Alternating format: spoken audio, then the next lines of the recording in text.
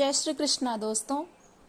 अष्टावक्र गीता के दूसरे प्रसंग में राजा जनक आत्मा और जगत की अभिन्नता का वर्णन करते हुए कहते हैं, तंतु मात्रो भवेदेव पटो यद्वद विचारतः आत्म तन्मात्र में वेदम तद्विष्टम विचारितम। अर्थात जिस प्रकार से विचार करने से वस्त्र तंतु मात्र ही होता है, वैसे ही विचार करने से यह संसार आत्मसत्ता मात्र ही है। कहने का भाव यह है, राजा जनक अपने आत्मबोध की स्थिति में आत्मा एवं विश्व की एकता का अनुभव कर रहे हैं।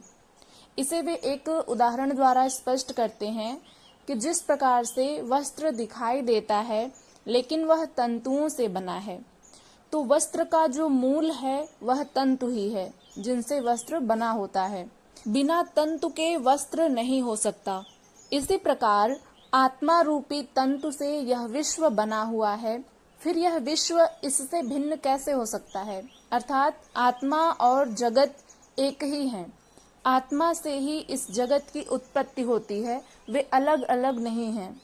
राजा जनक आगे कहते हैं, यदि आत्मा है ही नहीं तो विश्व किस प्रकार से बन सकता है? वस्तुतः आत्मा ही वह मूल तत्व है जो विश्व का आधार है। फिर दोनों को भिन्न कैसे कहा जा सकता है?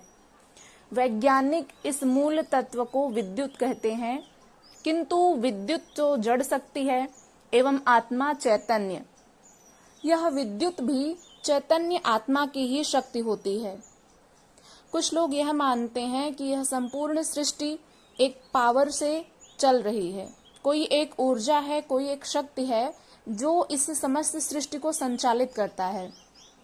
तो यहाँ पर राजा जनक कहते हैं कि जो विद्युत है, जो ऊर्जा आप मानते हैं, वह तो एक जड़ शक्ति है, लेकिन जो चैतन्य स्वरूप आत्मा है वह तो जड़ नहीं है, वह चैतन्य स्वरूप है।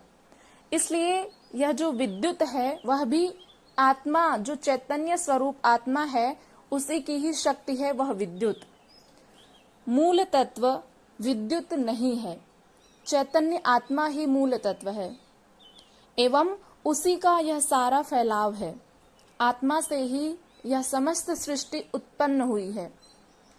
जड़ विद्युत से जड़ पदार्थों का निर्माण तो संभव है, किंतु इससे चैतन्य के उत्पन्न होने की संभावना नहीं है।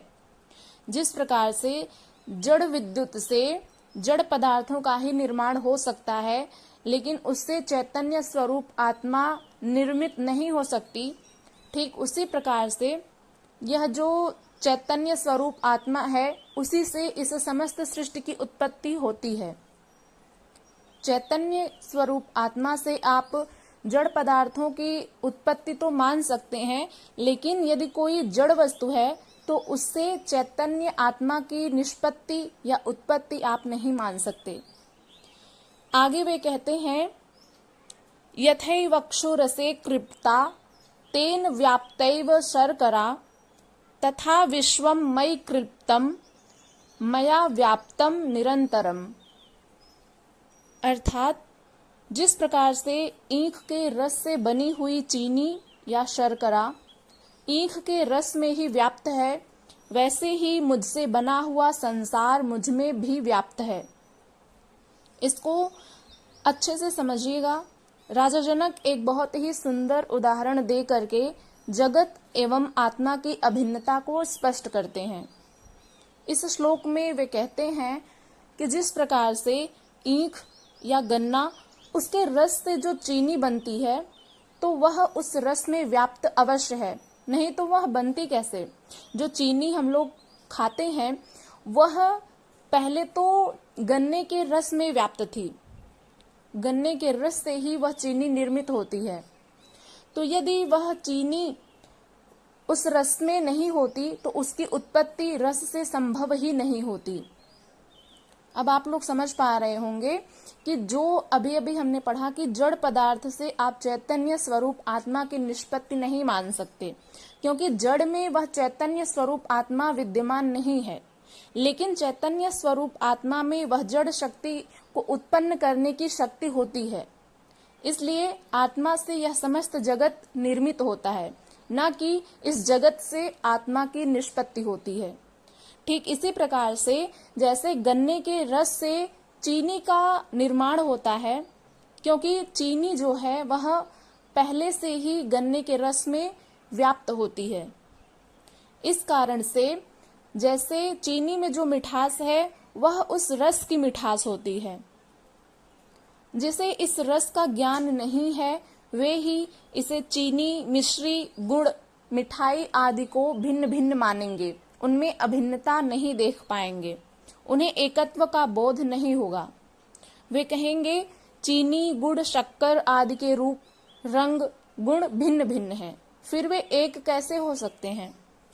जिस प्रकार से चीनी, गुड़, शक्कर आदि का जो रंग है वह अलग अलग होता है, उनके गुण अलग अलग होते हैं, उनके मिठास में अंतर होता है, तो जो लोग इसके मूल तत्व को नहीं जान पाएंगे, जिससे यह समस्त खाद्य पदार्थ जैसे चीनी, शक्कर, गुड़, मिठाई आदि बने हुए हैं, उनका मूल तत्व जो है वह है गन्ने का रस। तो जो लोग इसके मूल तत्व रस को नहीं समझ पाएंगे वे चीनी, गुड़, शक्कर इत्यादि में, मिठाई में भिन्नता देखेंगे, वे उन्हें अभिन्न नहीं मानेंगे। तो ठीक इसी प्रकार से इस संसार में भी जो सांसारिक मनुष्य है वह अपने चैतन्य स्वरूप आत्मा को नहीं पहचान पाने के कारण सब में भिन्नता देखता है, किसी को वह एक नहीं देखता। लेकिन जो ज्ञानी जन होते हैं, जिन्हें आत्मा का ज्ञान होता है, वे सब प्राणियों में उस चैतन्य स्वरूप आत्मा को ही देखते हैं और सभी को एक समान मानते हैं। तो यहाँ पर कह रहे हैं राजा जनक कि जिन्हें उस रस तत्व का ज्ञान नहीं होगा वे ही चीनी, गुड़, शक्कर आदि के रूप, रंग, गुण भिन्न भिन्न हैं, फिर वे एक कैसे हो सकते हैं, इस प्रकार का प्रश्न करेंगे। किंतु जो ज्ञानी जन उस रस को जानते हैं वे ही कहते हैं कि यह संपूर्ण मिठास उस रस में व्याप्त है एवं इस मिठास में वह रस व्याप्त है। ऐसे ही आत्मा से बना हुआ यह संसार आत्मा से भिन्न नहीं है। आत्मा में जगत व्याप्त है एवं संसार में यह आत्मा व्याप्त है। राजा जनक को इस परम तत्व आत्मा की सत्यानुभूति हुई, जिससे उन्हें इस अभिन्नता का अनुभव हुआ। राजा जनक को ऋषि अष्टावक्र के उपदेश सुनने मात्र से ही आत्मबोध हो जाता है, क्योंकि उनमें पूर्ण पात्रता होती है। और जब वे बिना कुछ प्रश्न किए ही केवल ऋषि अष्टावक्र के उपदेशों को ग्रहण करते जाते हैं तो उन्हें आत्मबोध हो जाता है, क्षण भर भी नहीं लगता, और उन्हें इस जगत को, इस सृष्टि को समझने में, वो जो मूल चैतन्य स्वरूप आत्मा है उसे समझने में जरा भी देर नहीं लगती है। उन्हें जब इस परम तत्व आत्मा की सत्य अनुभूति होती है, जिससे उन्हें इस अभिन्नता का, यानी आत्मा और जगत की अभिन्नता का अनुभव हो जाता है, और वे इस समस्त सृष्टि को और आत्मा को एक ही मानने लगते हैं। तो ये वीडियो यदि आपको पसंद आई हो तो इसे लाइक करिएगा। चैनल पर यदि पहली बार विजिट कर रहे हैं तो इसे सब्सक्राइब करके बेल आइकन को प्रेस करिएगा, ताकि आने वाले हर वीडियो की नोटिफिकेशन सबसे पहले आप तक पहुंचे। मिलते हैं नेक्स्ट वीडियो में, तब तक के लिए अपना ध्यान रखिएगा। हरे कृष्ण।